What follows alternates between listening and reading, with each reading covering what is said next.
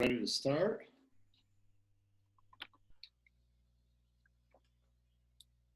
There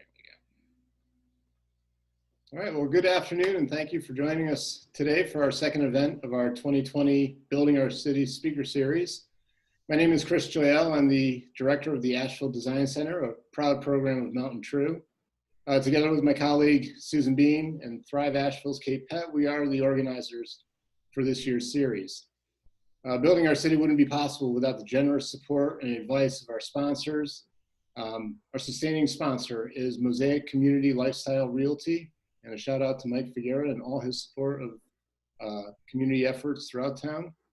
Our contributing sponsors are Urban 3 and the City of Asheville, and our supporting sponsor is Carlton Collins Architecture. I'd also like to thank many of you who made a recent donation in support of the series. Your support is much appreciated, and it will allow us to host more events like this in the future. Speaking of, our next event is scheduled for Wednesday, August 26th. We're excited to present Andrea Batista Schlesinger. She is a partner with HR&A Advisors in New York City. She specializes in making cities more inclusive and equitable. Maybe she's here in person, maybe it's by webinar. We're just gonna have to wait and see. So today is obviously a little bit different than the way that we've typically done our Building Our City series. The format for today will be a little bit different, and we're going to have Dr. Jackson speak for about 40 to 45 minutes. And if during that time you have a question, I'll encourage you to type it into the Q&A panel, which you should be able to find by scrolling your mouse to the bottom of the screen and clicking on the Q&A icon. I'll field the questions as they come in and then present them to Dr. Jackson after his presentation as time allows. We'll try and wrap this up a little bit after 5 o'clock. Typically our events run about an hour long, and I just want to make sure that we have adequate time for Dr. Jackson to give his presentation and be able to answer a couple questions afterwards. Also, we'll be recording this webinar, and I'll follow up with you by email to let you know where you can find it in the future. We'll be posting it most likely on Mountain True's YouTube channel and on our website. All right, so for the introduction, in 2013, a board member of the Asheville Design Center, Terry Marsh, who I hope is out there right now, introduced me to a 4-part PBS series called Designing Healthy Communities, hosted by Dr. Richard Jackson. We ended up screening the entire series at the North Carolina Center for Health and Wellness. And until then, I had never made the connection between our built environment and the direct impacts on public health. But after watching the series, I felt like Dr. Jackson had handed me a decoder ring. All around me, I suddenly saw how the design choices we make in building our city contribute to the health outcomes of our citizens. So it gives me great pleasure this afternoon to have Dr. Jackson here with us to share his wealth, knowledge, and experience with our community. Dr. Jackson is the chair of the Department of Environmental Health Sciences at UCLA's School of Public Health. Formerly, he was the Chief Public Health Officer for the state of California and served for 9 years as the director of the CDC's National Center for Environmental Health. Dr. Jackson was inducted into the Institute of Medicine, one of the highest honors a doctor can receive, and is the only medical doctor elected to the board of the American Institute of Architects, as well as the American Society of Landscape Architects, which is pretty cool. So please join me in welcoming Dr. Richard Jackson. Hi, Chris, and thank you very much. Is my sound coming through okay? Yep, sounds great. Okay. I will disappear now. All right. It's kind of strange. I was really looking forward to coming to Asheville. Having lived in Atlanta, had come up for visiting and loved the city, and a couple of dear friends and sweet family members live there as well. So I'm sorry I'm not there. And I will tell you how I came on this issue. I'm a pediatrician, but how I came on the issue of built environment. I'm, by the way, emeritus now. I retired about 2 years ago from UCLA, but still doing a lot of teaching. Let me make sure I can advance this slide.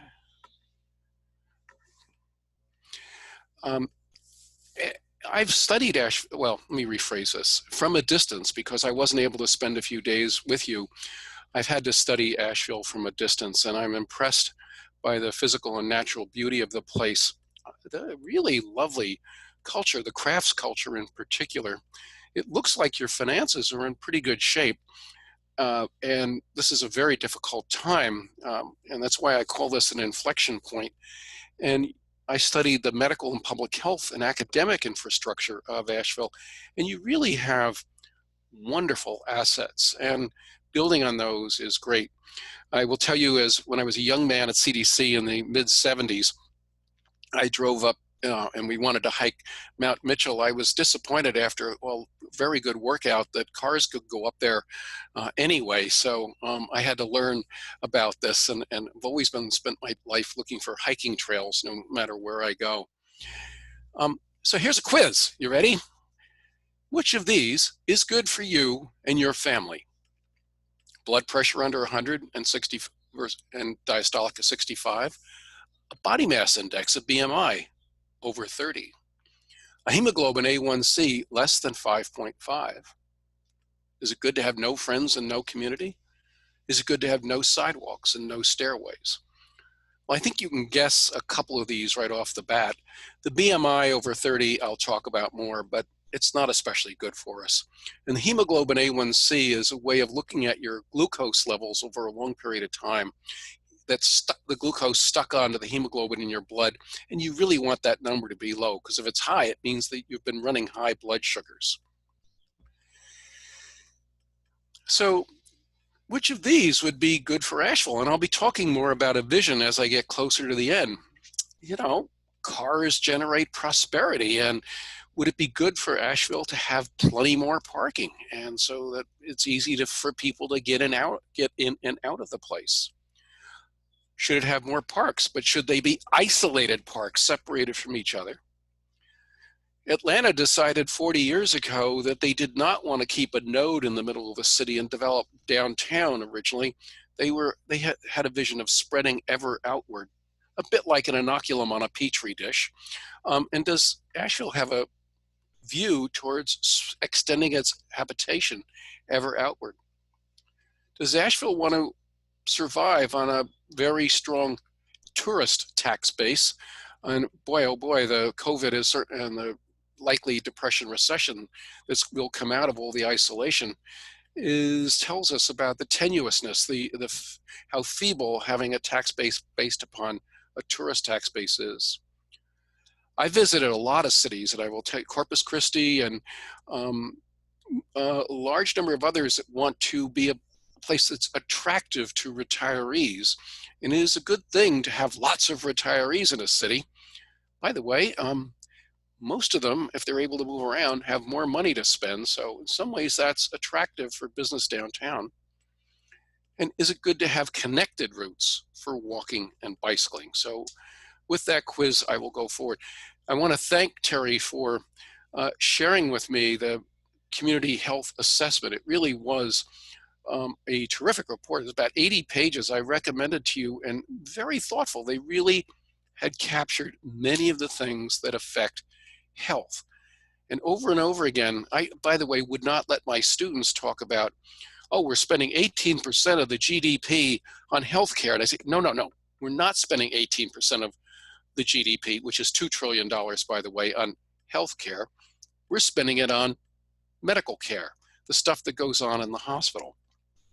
And we have lifespan shorter than average lifespans in the United States, shorter than about 40 other countries, but we spend twice as much as any other country in the world per person on, not healthcare, on medical care. So thinking that health is what happens at a doctor's office, what happens as you're looking at the white coat, that's not adequate. That's not really health.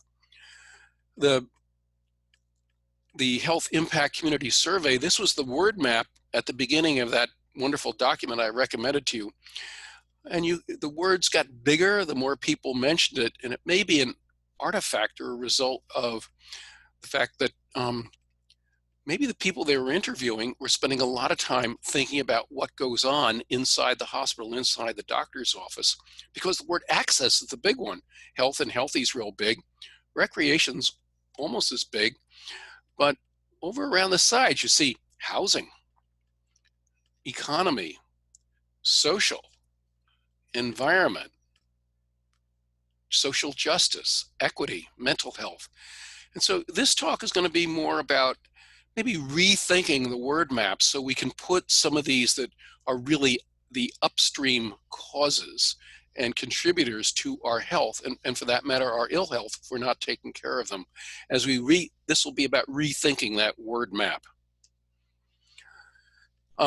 These were the rank, this was the rank from that report of issues that were really at the front of everyone.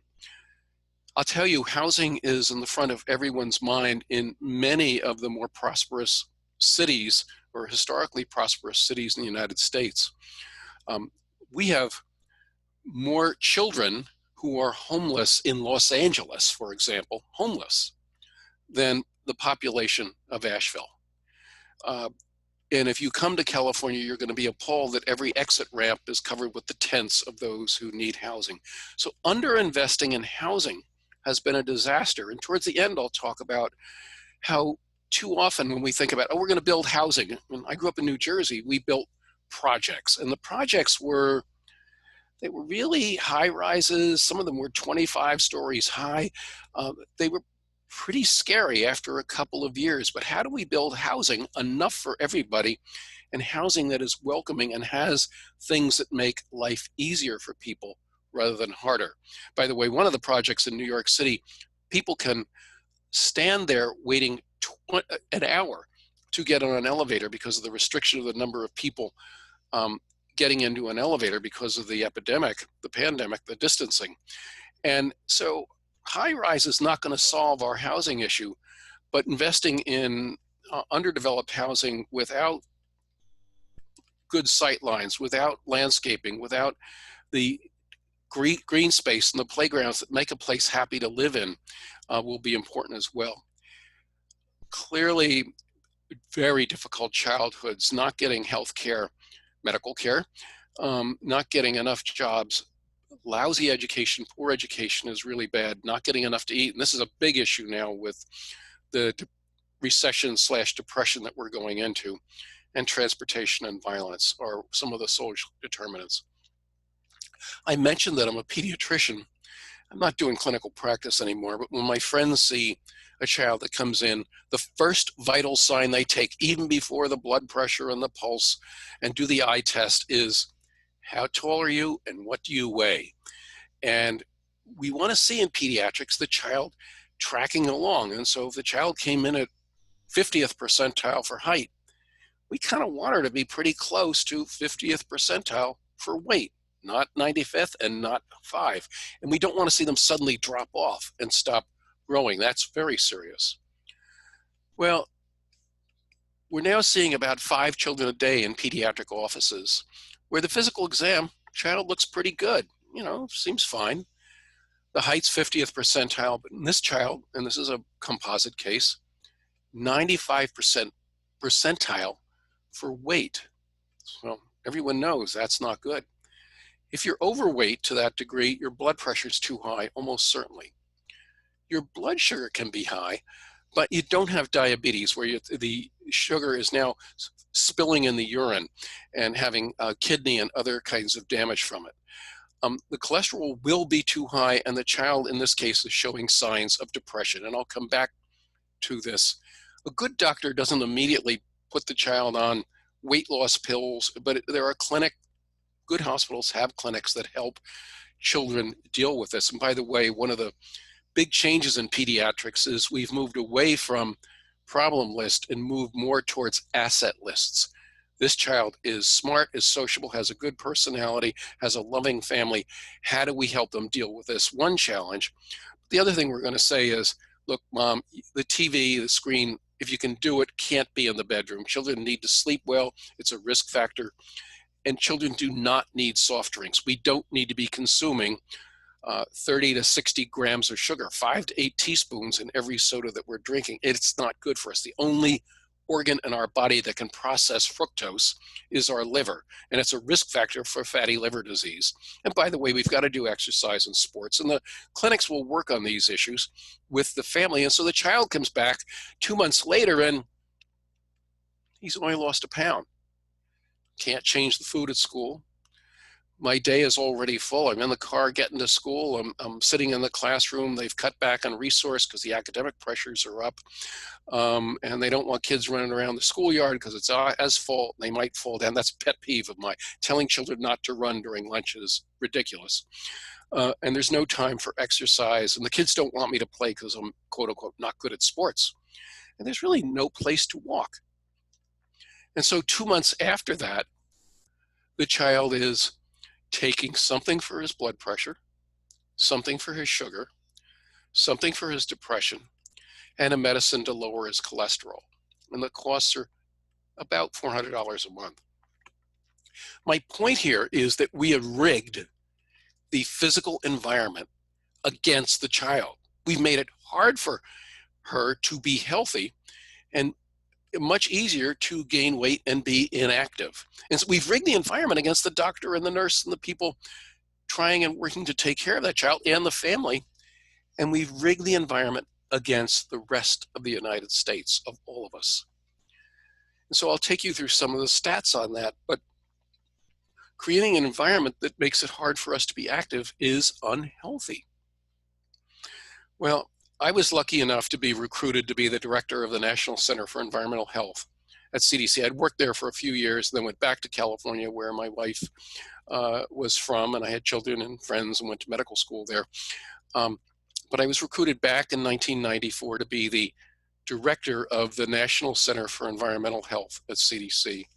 And here I am being sworn in as that director by Dr. David Satcher, one of my heroes.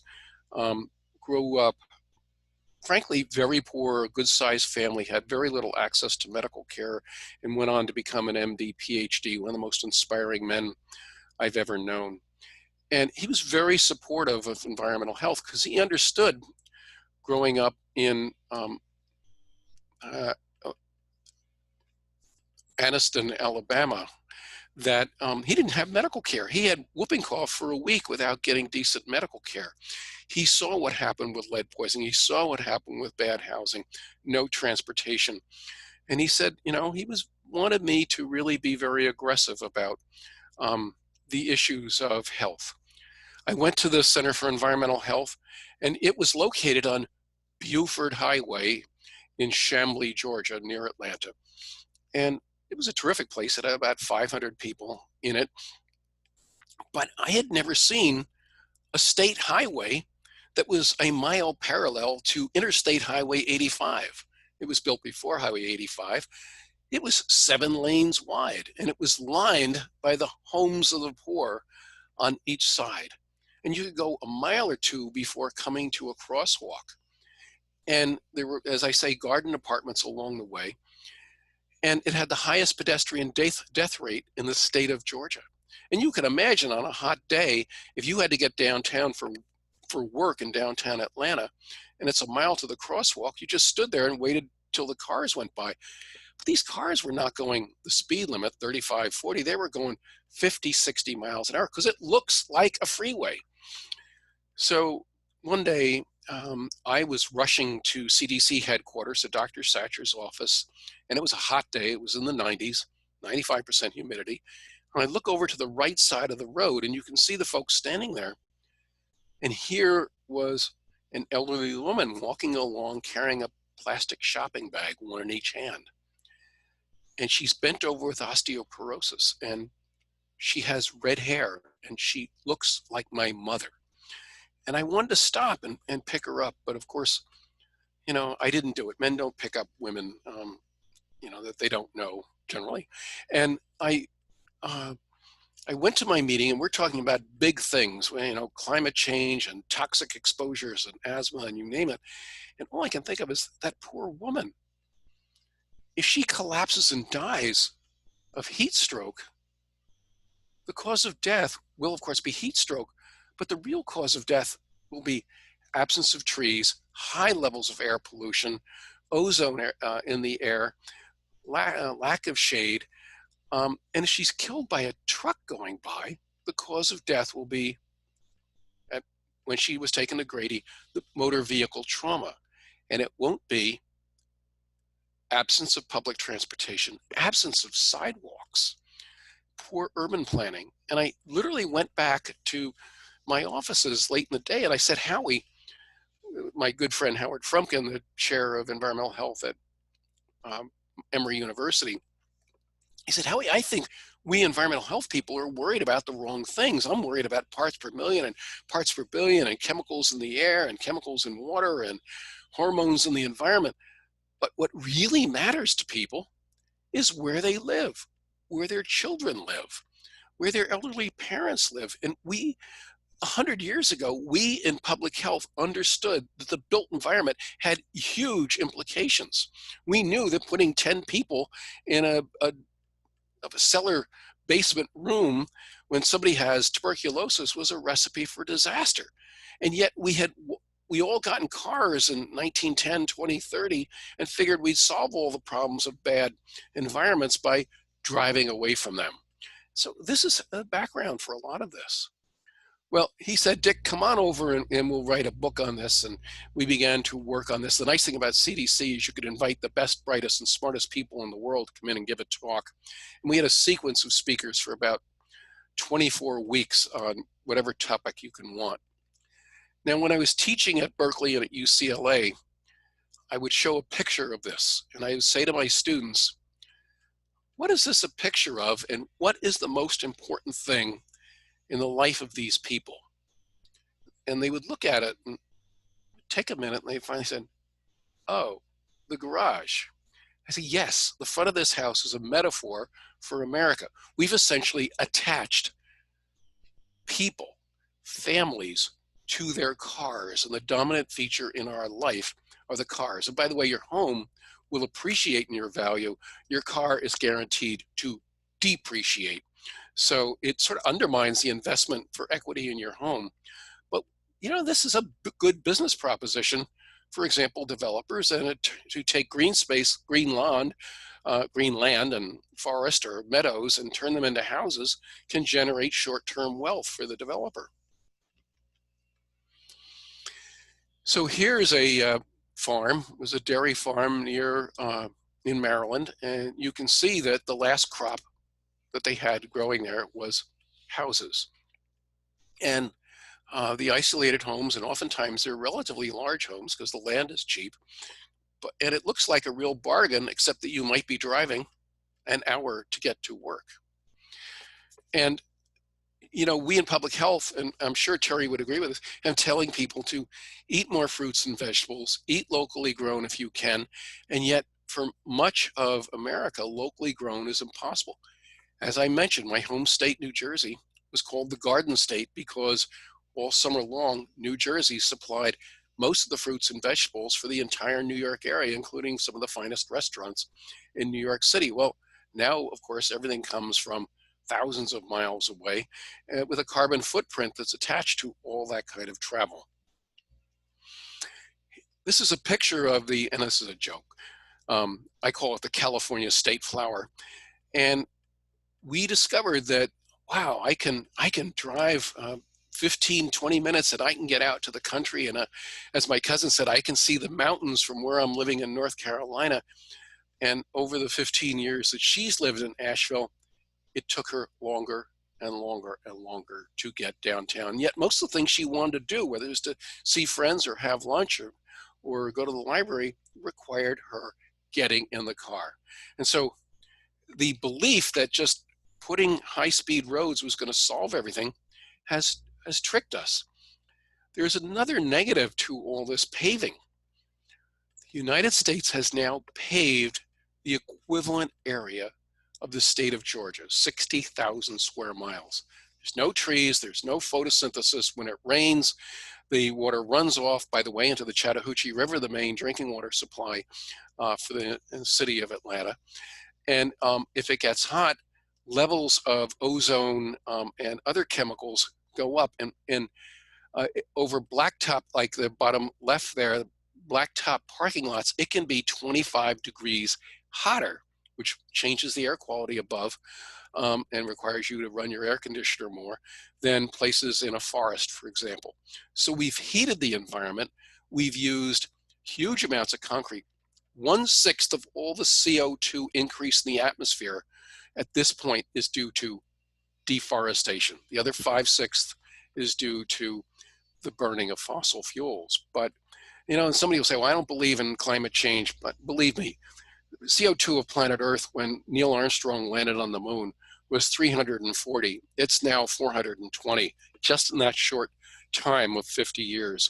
And the more CO2 in the atmosphere means the more heat in the atmosphere. Heat is energy, and warm air holds more moisture. So heating the atmosphere brings about more violent storms and issues that North Carolina knows well. In fact, when I was CDC director for environmental health, I spent a fair amount of time with floods, including about a week in North Carolina after Hurricane Floyd. This didn't do the feed-in the way I wanted it to, I'm sorry. The feed-in would show that the upper picture would show two families living 30 feet apart in two houses surrounded by a fence. And the story I would tell is, 4th of July is coming up. Let's get together and have a cookout. But you don't want to throw the baby over the fence. So, I'll drive to our new friend's home. I'm new in the neighborhood. I don't know how to get there.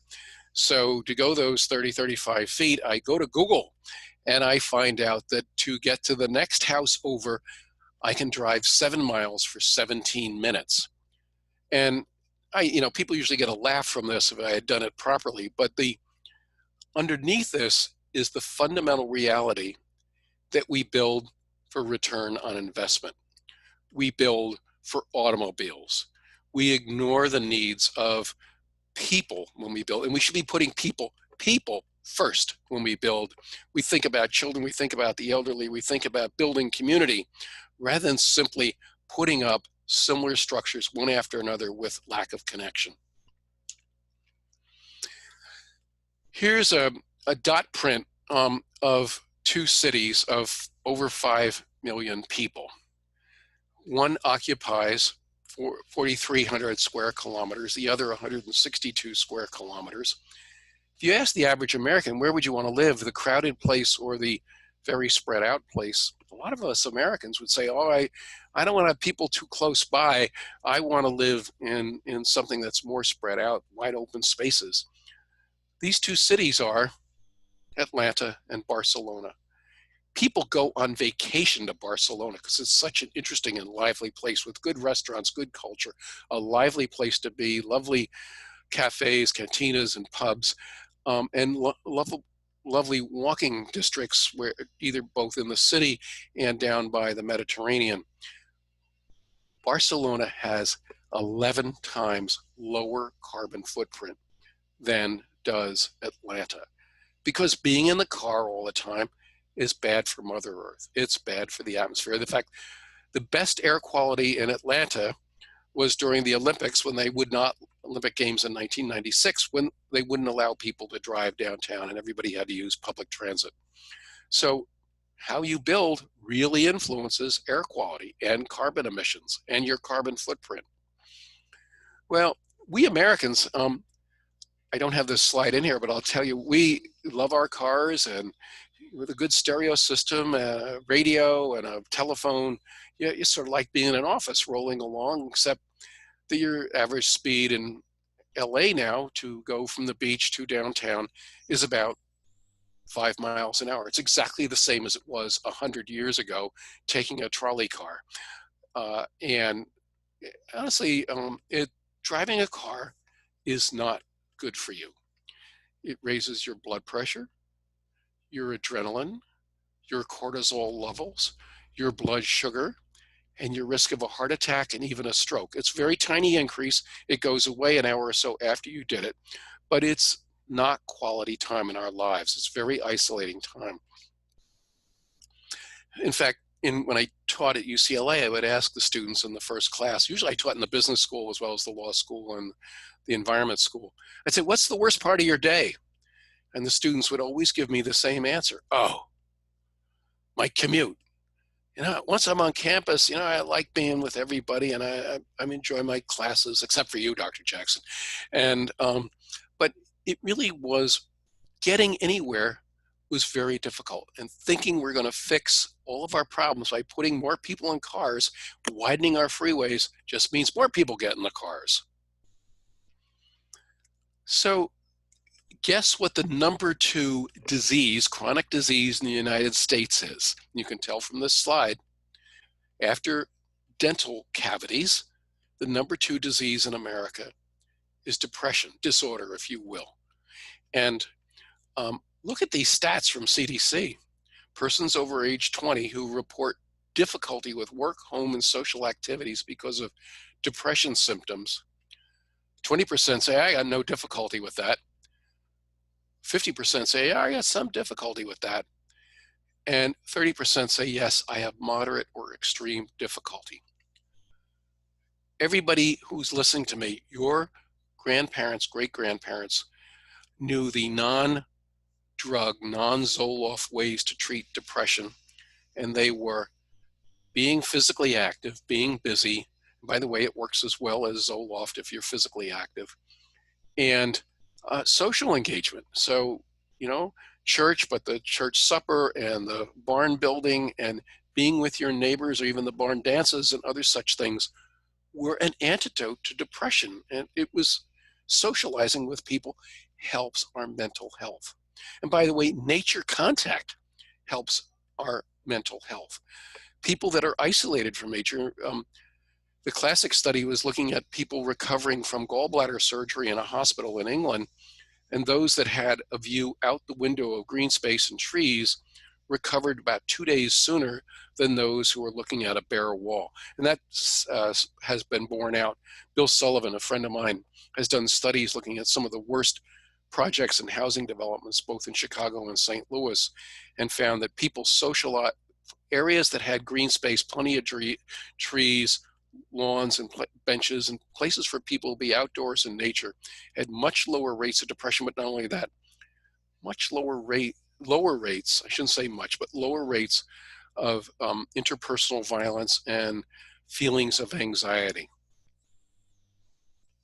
Well, this taking nature away from us and making it hard to walk or get anywhere has contributed to this epidemic. Around the time I arrived at CDC, this was the map of the United States, and the colors got darker the higher the prevalence of people with body mass indexes over 30. And by the way, the answer to one of the questions is if it's over 30, it's actually, the higher it is, the less good it is for you beyond a certain level. It's too low, it's not good either. But having a high body mass index is not good. And you can see North Carolina here, about 10 to 14%. Here is obesity in the year 2000, and North Carolina is up to about 22%. And here's one of the latest ones, 2016, North Carolina now at about 30%. And here's the real data from the website on state of obesity. 33% of the adults in North Carolina are obese. Body mass index over 30, or number 19 of the 51 jurisdictions and states that were looked at.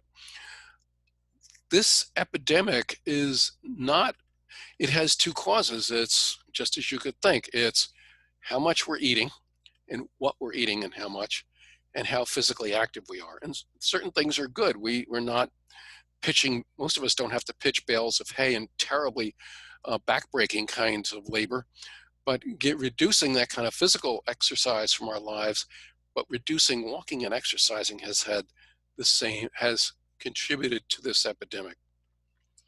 Well, so what? A few extra pounds, I may not like how I look, but what's the big deal? Well, I hate to admit this, but my BMI is about 27 now. I used to be skinny, as my cousin knew. But my risk of developing diabetes now is about 2.2 times higher than it was when I was skinny. It would be 8.1 times higher if I were a woman. At a BMI of 30, it's 6 times higher for a man and 27 times higher for a woman. And a BMI of 35, it's 42 times risk of developing diabetes and 93 times for a woman. So this is not cosmetic. It is adding to the burden of disease substantially. Excuse me. So here are the diabetes rates in 95. North Carolina with about 5% adults with diabetes. Here is 2003, up to about 8, 9%, 10%. And here is North Carolina, still paying about 12, 14%. And here's the real data. 12% of adults have one adult in 8 has diabetes, a disease that's going to cost them their eyes, retinopathy, their kidneys, nephropathy, and their feet. Everyone knows someone that's had an amputation because of diabetes. Imagine by the year 2030, only 10 years from now, the state of North Carolina and I think you have about 11 million people will have 1.2 million people with a very expensive disease. On average, this is costing about $10,000 more per person compared to someone who doesn't have diabetes, an adult. So when I was doing pediatrics, I never saw a child with this disorder in the pediatric diabetes clinic. It was called back then we called it adult onset diabetes. It's now called type 2 diabetes. Get this, half the kids in the diabetes clinic have quote unquote adult onset diabetes. And so they're having to treat their disease. We're seeing children now 17 years old with diseases of 70-year-olds in the diabetes clinic. So the prospect for America, for our military, for our healthcare costs are really demanding that we do more about controlling both caloric intake, fat intake, but also enhancing physical activity. When I was young, we went to schools that looked like this. Almost all of us walked to school. We now build schools that look more like medium security prisons. And my kids went to a school that was identical when we lived in Atlanta to the one you see at the bottom right. There was not a sidewalk within a mile. They could not walk to school no matter how much they wanted to do it. It was totally unsafe because there was no sidewalk and the edge of the road had fallen off. There's a white line supposedly protecting you, but you'd be walking in the gutter and it would be very dangerous. In fact, we had one of our honor students killed when he missed the bus going home one day while I was there. So removing kids' physical activity, removing their access to walking has been a disaster. Here's the change in 2/3 of kids walking to school to about 1 in 8 by the year 2000. It's got a little better with Safe Routes to Schools efforts, but as you think about your shopping list for what you'd like to do in Asheville, do your best to make it easy for kids to walk and bike safely to school. We can talk about that more in the Q&A. And giving kids more access to nature is a very important part of this. And again, I'll talk about that in the Q&A if you want. So what's the best way to prevent pre-diabetes and help yourself from becoming type 2 diabetic? It's walking. And telling people to do 10,000 steps, it's really not right. The more steps, the better. Nothing in biology is an absolute speed limit. But if you're doing 2,000 steps a day and you can push it to 3 and next month 4, that's much better than it. This is a classic study looking at people who are documented with high hemoglobin A1cs, with pre-diabetes, and walking and exercising 5 times a week for 30 minutes reduced their risk of type 2 diabetes by almost 60%. It worked better than any drug that was out there. And take the stairs. 1 flight of stairs a day for a year works out to about the caloric equivalent of 1 pound of body fat. This is Kaiser Permanente's ad. I like the idea of telling people to take the stairs. I just don't know how they got it past their safety people. It doesn't look like a totally safe stairway in particularly spike heels. But it's funny because this became much more vivid. My school of public health had very narrow stairways that's built in the 50s. And you can't do social distancing on a stairway that's 2.5 feet, 3 feet wide. The Surgeon General said, we need to walk. We need to build communities that are walkable. And I hope that Asheville really takes this as a touchstone, as an excellent report for its vision for the future. So which group in America is at the greatest disadvantage? Boomers? Well, boomers have the disadvantage of getting old, and that's not much fun. Millennials, boy, financially, they're in a very difficult between the depression, recession of 10 years ago and what we're going through now. Low-income people of color, I don't need to tell you about this with the demonstrations. You know this better than I. We're going to add one more group that is in a very disadvantaged situation, and that's people who cannot drive. The people that can't drive, usually it's because they can't afford it. They're too young, children, they're too elderly, or they're disabled. And so 1/3 of all of Americans are disadvantaged by not being able to drive. And yet 70 years ago, you could live in a community and go your whole life without driving if you had a lively, active downtown, restaurants, people to talk to, maybe areas for various kinds of recreation. And we've become so car dependent, we've marginalized the 1/3 of our population. Now, we docs have been telling people, we've been wagging our finger at people, you need to exercise, you need to be physically active. Want to see how successful we've been? We've gone in one generation. This is a comparison of people in 1990 with a comparison of people in 2010 with the same demographics, smoking, you name it. Look what happened to people saying, I'm in excellent health.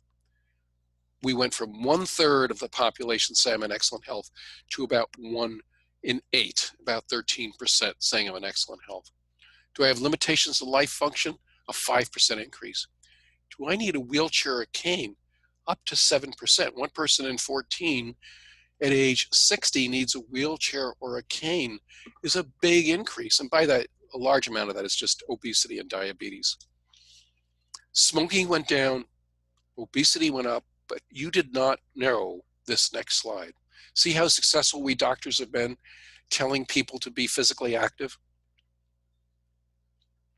We've gone from 17% with no physical activity to over half of our adults with no physical activity, no regular physical activity. And this is the most important slide. We can wag our fingers, it doesn't work. We can tell people to go to the gym, that's nice, but you know, it's expensive and it's inconvenient.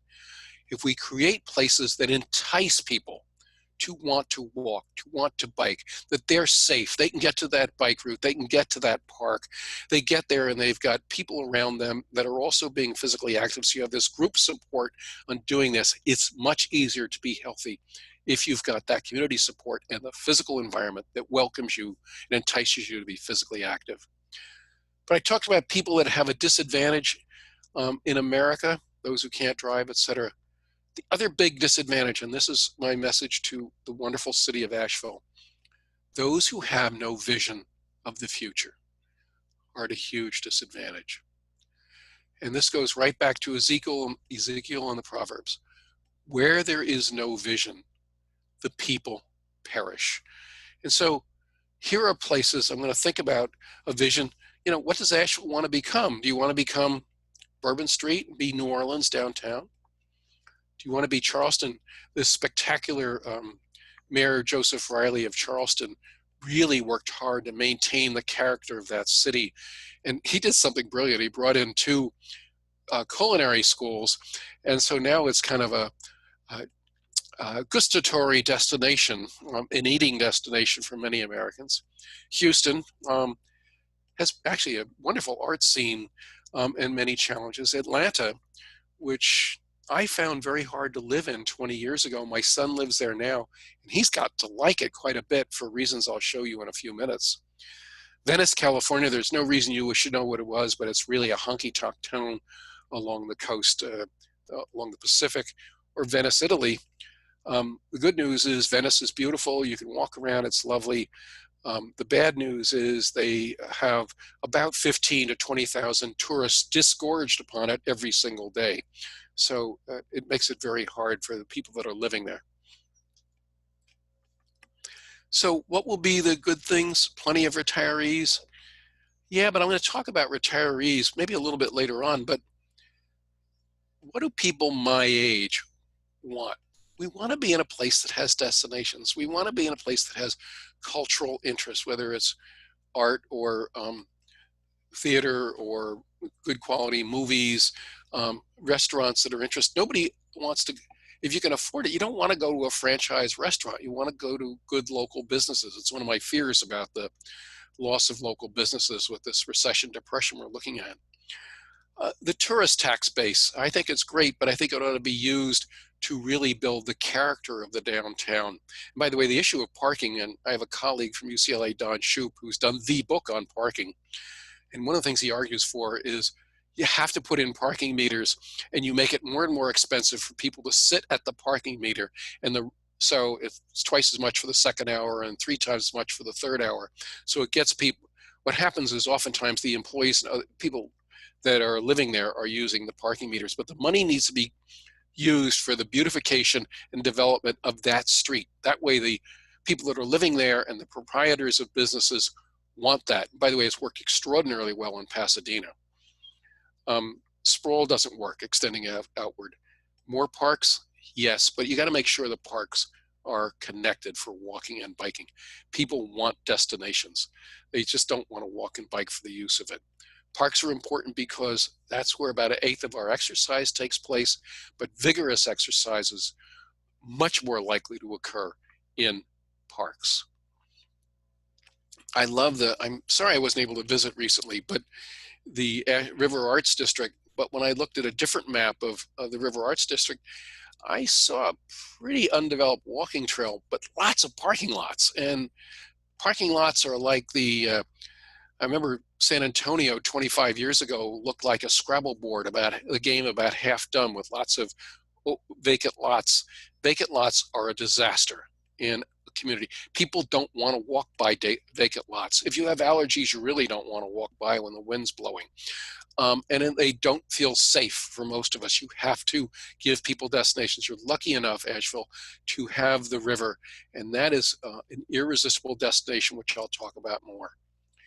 This is a picture of me walking with my grandson along the High Line in New York. But why is this guy talking about the High Line in New York? I'm talking about it because the lower west side of Manhattan was the pits. No one went there 20 years ago. It was dangerous. It's the meatpacking district. This was actually a railroad line that was running 3 stories above the city so they could deliver milk and dairy into the city for distribution. It was converted into a walkway.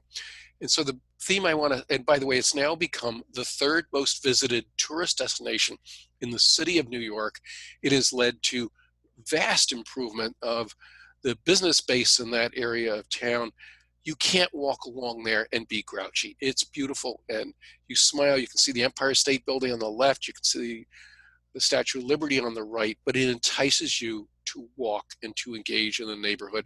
And oftentimes you're going to end up eating at a restaurant nearby or doing something like that. My friend Ryan Gravel was a grad student at Georgia Tech, and I got to know him when I was miserable living in Atlanta because half the parks you couldn't get into unless you drove. My son Brendan was a cross-country runner, and for him to run long distances, he had to go to the national park, the Chattahoochee National River Park there, because he could go long distances. Otherwise, he was endlessly crossing streets.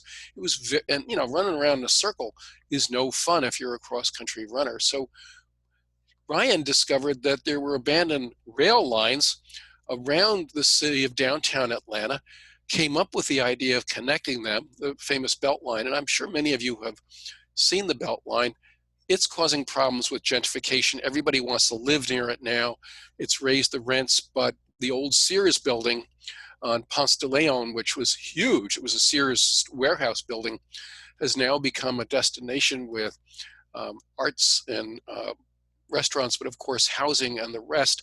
And it has attracted people that come downtown. And you can actually go to places that are interesting on the Beltline, and my son's running there all the time now. So it has added so much to the attractiveness of a city that wasn't very attractive 25. By the way, it was beautiful 60, 70 years ago. It was a city of flowers, but it thought they were going to solve all their problems by getting everybody in cars and then sprawling outward. It didn't work. Here's Philly, one of the oldest cities in the United States. The green lines are the existing bike routes. And a lot of this has gone on with a major endowment and philanthropy, I think the William Pitt Foundation. But its goal is to connect the trails so that you can actually find it irresistible to want to go out and walk or bike longer distances, and maybe to go where you need to go. Speaking of the son who lives in Atlanta, he is now commuting back and forth to CDC. You don't want to do it in the car. He can get there back and forth on an e-bike, and he uses the e-bike. He's in good shape, but he uses the electric bike, boost bike, because he really doesn't want to arrive at work on a very hot day, sweaty. And he's told me, Dad, the days I don't bike, I really miss it. I'm unhappy and I'm grumpy. But if I get that bike going to back and forth, and you do a certain amount of workout on the bike itself, he's getting to work more quickly. And his wife, till she was pregnant, was biking back and forth to Emory. When they built the river, I think this is the Cooper River in Charleston, built the bridge over the Cooper River in Charleston, there was a big pushback saying we don't want to spend the money for a bike route, a bike shoulder along the sides of the bridge. Ultimately, because of environmental impact and other reasons, they had to put it in place. It is now the third most visited tourist destination in Charleston. It turned out to be an extraordinary investment, and they now brag about it in all their things to recruit people. These are technical slides. I'll go quickly, but if you look at, you can actually track where people are biking by the speed by which cell phones go by. And you can see in San Francisco, the most cell phone movement is going along next to the water or in Golden Gate Park. And here's Minneapolis. And again, along the river and up and around the lakes, that's where people want to bike. People find water irresistible.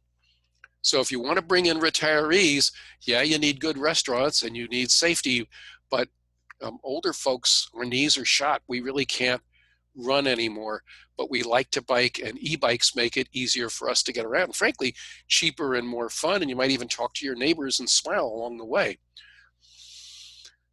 I've been working not super hard, but pretty hard on the conversion of the 56 miles of the Los Angeles River into, it's now this sluice that you saw in the Terminator with Schwarzenegger riding his motorcycle, the Terminator riding his motorcycle up and down.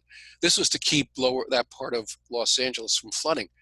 56 miles of concrete. The vision now is actually to make it something that people can use. That, I guess I dropped the slide, but to make it a way for people to be able to walk and bike back and forth to downtown, green space, to be able to see trees, to have groundwater recharge, which is very important in an arid area, and delivering water. Every $3 on one of these bike trails, every dollar saves about $3 in direct medical care costs, and it improves the quality and of sale value of homes living nearby. I remember people saying, oh, we don't want the bike route near us because people are going to steal people on bicycles are going to steal our big screen TVs. It's not true, of course. Oh, this is the picture I put out of water. This is one of the visions for the groundwater recharge and the river. It still would not flood the localities, but it gives people a cooler, more attractive, safer place to exercise rather than treating it as. I put this picture in not to show you that I was Governor Schwarzenegger's health officer, but I put it in to say when I was in Sacramento, I lived 3 blocks from the Capitol. I was able to walk to work every day. I was not living in a mansion. I was living in row houses that were quite small and modest. A third of my neighbors were affordable housing people. They were there, Section 8, we used to call it, there. Another third of my neighbors were teachers and workforce housing. And the other third were people like me that were paying full freight for the housing. I never knew who was on which nickel, and I was glad to be I got to like a lot of the people in my neighbors. If you're going to do a development, do not create warehouses for poor people. The best way to get people out of poverty is to create a milieu where, in a mix, social, educational, other ways, with people who come from different economic strata, different race, different color, and the rest. I'll skip this one, but I'll be talking tomorrow at the smaller session about the fact that if you're going to build, do not neglect good sightlines. Do not neglect a good mix of economic levels, because it will improve the value and make the place safer. Do not neglect landscaping. Don't make it too tall and don't make it too small. 3-4 stories, just like Paris, is the ideal. Last couple slides. You've often seen these stencils. Maybe you do them there. No dumping, it drains to the river. Well, and the Boy Scouts, etc., go out and do this. Well, I think we ought to be stenciling this across all of Asheville.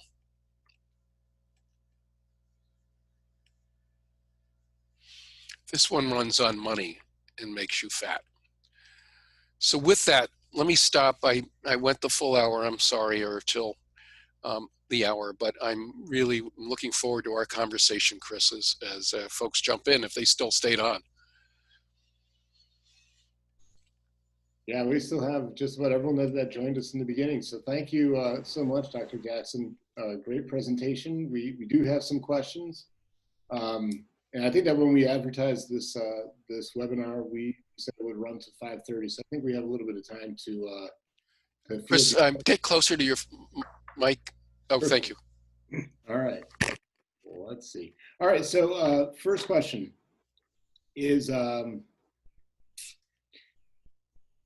it's from Zoe Mapofu with Mayhek. If in your research, are there other communities you would consider a peer in relation to our socioeconomic and environment profile?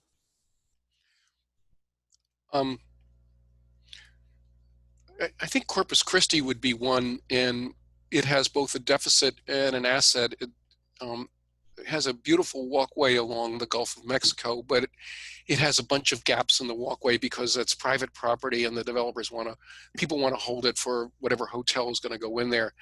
And really, using a certain amount of a domain, you don't really need to condemn the entire lot. The city needs to take over 20, 30 feet so the bikeways and walkways along the Gulf can be opened up. And Jacksonville has done the same thing very closely. I visited Greenville about 15 years ago, 20 years ago, and they were very early. It was sustainability people that were thinking very deeply about this and had a vision for really creating a much more lively downtown. And I think they've done a very good job. I haven't visited them more recently, but I'm told they have. One city that you might find interesting is Top Gun. And what I mean by that is the Air Force town of Lancaster, California, big Lockheed and lots of engineers. They had a road like Buford Highway, a state road that went right through town, a high-speed road. And of course, nobody went there. They finally convinced the state to remove the state designation for the road going through. They narrowed it up, put in at first a movie theater and a number of restaurants, and encouraged housing downtown, because no longer was it this high-speed throughway, a noisy, dangerous one, because it was routed outside. And now the best return on investment is actually people want to go down there. The teenagers going down, and, meeting each other. Kids have to get together, and denying them a good, safe, and somewhat challenging places to be, whether it's skateboard parks or something else, just creates problems. You want to welcome your community and not put them out. And that I guarantee you, and that had a vision of sustainability. They put solar on all the roofs. It is one of the most Republican cities in California, and they're very proud of what they've done. So I don't mean to bring up politics, but this is not just a liberal agenda. It works well for communities. Great, and my apologies to Zoe. She is with the Buncombe County Health and Human Services. So mixing them up. Hi, Zoe. I don't know Zoe, but. I have a question from Vidila Safika. He is with the city. Walking is the best way to avoid diabetes. What study is that? He was under the impression that a low carb, high fiber diet, or low carb, high fat diet and intermittent fasting is the most effective approach. Oh boy. You need to avoid carbs, but you also need to burn the carbs you're taking on board. And the carbs, fat's carbs. There's 9 calories in every gram of fat. So, the high-fat diet basically does something we used to call in pediatrics, which is keto-S, a ketotic diet. We used to use it for treating children with intractable seizures. It was the Atkins diet. It's been used many times. It's not very physiological. You're trying to essentially make your blood more acid. You're creating ketones. You can lose weight. You probably get some of your diabetes down, but to do that without being physically active, I think is, I'm sorry, sir, damn foolish. We have a question from an old friend of yours, John Brock, over at UNCA. Said it's nice to see you again. He wishes he could be here, and asked if you could talk a bit more about the importance of connecting green spaces. And just as a little background, Asheville is in the process of doing something just like that with our greenway system, connecting a series of parks along the French Broad River. And we are looking at expanding that system to connect green spaces throughout the city and the county. Is there anything else that you can add to that observation of the importance of connecting green spaces? In a town I lived in here in the Bay Area, when my kids were growing up, we had a nice bike trail. It was an old train line that was converted, and it stopped about a half mile from the BART station. That was our public transit system. So it was used for recreation, but you would have to deal with endless traffic lights and challenges to get to the BART station. And remember the TARP funding, TARP, that was part of the bailout after the last big recession. The Bay Area used a lot of its TARP funding. They wanted to do shovel ready, but they focused it on connecting the bike routes to destinations, because you want to make bicycling and walking, for that matter, useful rather than just incidental exercise. So by connecting up these trails, they become far more attractive. And it also dealt with the density, because what happens, when I lived in Atlanta, they had the Silver Comet Trail. People didn't want it because it brought in the wrong element. When they put it in, the next thing they complained about it was too crowded. So how do we create enough that we can absorb it? Philadelphia is working very, very hard on this, that connecting as well. I'm trying to think of, actually in Poughkeepsie, and I lived in Poughkeepsie for a while, one of the things they did was take the old railroad bridge and make it a walking bridge. I don't know if they're making it biking, but it's, you got kids, as long as the fence is high enough, it's fun to walk across the Hudson River and looking down in the fall and seeing everything. It's not much fun in the middle of February though, but it really does attract people, especially if you can make it purposeful exercise, not merely, I don't mean to be dismissive of doing things for exercise fun, but if it's sort of just what you need to do to get where you need to go. I want to go to the library. I'd rather bike for 2 miles than, frankly, I like biking more than walking. My ADHD wants me biking, I guess. Thanks. We have just a question from Kathy Walsh asking you if you could repeat the work you mentioned by Bill Sullivan. Bill Sullivan is a professor at the University of Illinois in Champaign-Urbana, and he's chair of landscape architecture. He did this work with Virginia Kuo, K-U-O. They did studies at, I think it was Igo Pruitt development housing in St. Louis, and also in Cabrini homes in New York, in Chicago. These were, and the classic part of this is when they were building these places, they ran out of money for the landscaping. So half of it was green spaced, and with park spaces and trees, and half of it, they weren't doing this as an experiment. They just didn't have the money to put in the green spaces for the other half. And so they did in-depth interviews, the graduate students, of course, in the homes in both of these, and they were virtually identical except for the presence of the green space. And what they found, and I have a different set of slides, but it shows people behaving better, fewer police calls, people's sense of well-being and less levels of depression were really very strong. But look up William Sullivan and Cabrini Housing, I think it's called, and Igo Pruitt in St. Louis. By the way, both those developments, projects were torn down. Mhm. Just a couple more questions if you have a few more minutes. Tato Kulicini is Director of Planning and Urban Design here with the city. He asks, projects like the New York City High Line and Atlanta's Beltline have had tremendous success in their use for providing access to many people, but they've also been criticized for their impact on adjacent property values, resulting in higher property values and gentrification. How do we ensure that recreation and mobility improvements are equitable and accessible to those community members with the highest health disparities? In other words, people of color.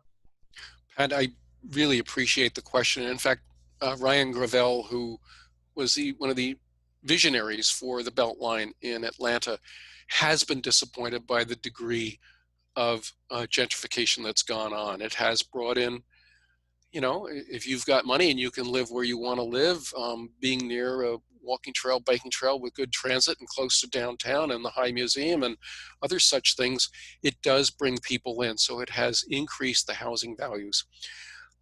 One of the things that I've seen done, and this, for example, was in San Francisco, where they tore down a 100-unit building that was used primarily for, the developer tore it down. It was poor Asian people that were living there mainly. All those folks were resettled in other housing and given first dibs on the, I'll say, 1,000-person unit that went in, and they actually could buy, they were given equity to buy back into that community. Honestly, a lot of them did it, and when they built equity, having lived there for a while, sold because they wanted to move somewhere else. So gentrification is a challenge. That work that we're doing along, and I'm not doing it so much anymore, along the Los Angeles River, it's the poorest, most obese, least physically active, least parked area of LA. And people complain about it being a food desert. And yet when some of this was starting to go in, people complained when Safeway arrived, saying, our bodegas are being shut down. So it's often very difficult to get it just right.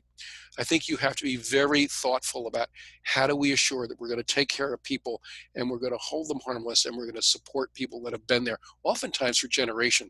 And the awful experience we had with, my friends call it urban removal instead of urban renewal. And I saw this, for example, in Las Cruces, where and other such cities where they tore out this wonderful, lovely downtown and put in the most hideous blank walls of concrete instead.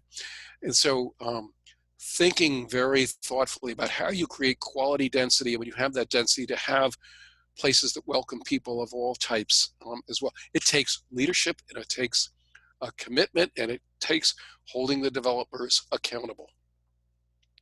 All right, and the last question we received via email, so I'm not sure who submitted it, but I'll read it off for you. I'm sure you know a great deal about heat island effect that leads to much higher peak temperatures in parts of the city. Like many cities, Asheville is rapidly losing its tree cover. The lack of tree cover generally corresponds to areas that were redlined in the past. What solution do you see for cities that are losing their tree cover? One, you've got to pay for it. And the city has to adopt the belief that tree cover is important. It's good for the planet. It's good for the people that live there. It adds economic value to the neighborhoods. With the redlining, it was essentially they weren't investing in trees. I will tell a story. The poorest city in California is Richmond, California. It's near a huge Chevron refinery. And it has its challenges. But one of the efforts there was to work with some of the gangs there to get them to support tree planting. I know this sounds unbelievable, but some of the gangs said, all right, we'll adopt this street, we'll plant the trees, and we'll see to it they are watered. And in the process of that physical activity of doing this, they got to know some of the neighbors, and the neighbors said, yeah, we'll make sure these trees are watered. Did it work perfectly? No, but engaging a community in the planting and care of trees and seeing as a benefit to themselves and their children. And the old line about you never plant a tree for yourself, you plant it for your children and your grandchildren. But is it a meaningful contribution to the well-being of a community in every sense of the word? But You know, I urge the elected officials to make this of value. And you can't have trees unless you take care of them. And dumping uh, ice thawing salt and dog urine around them endlessly is not going to keep them going. And you do have to water them during droughts. All right. Well, thank you so much, Dr. Jackson, for making yourself available for all the preparation that you put into your presentation and tweaking it for our region. I've really enjoyed working with you to get us to this point, and I think that you've taught us a lot. Thank you, everyone, for that was able to attend and stick with us. Again, on August 26th, Wednesday, we'll have Andrea Batista Schlesinger speaking about equitable development. Look for that email. Also look for a follow-up email to this presentation where we will provide links to the recording of this presentation. And until then, be well, and I hope to one day see you soon. And Chris, I'm perfectly happy if you want to mount the slide deck for people if they want it. Okay, great. Thank you so much. Okay. All right. Bye-bye.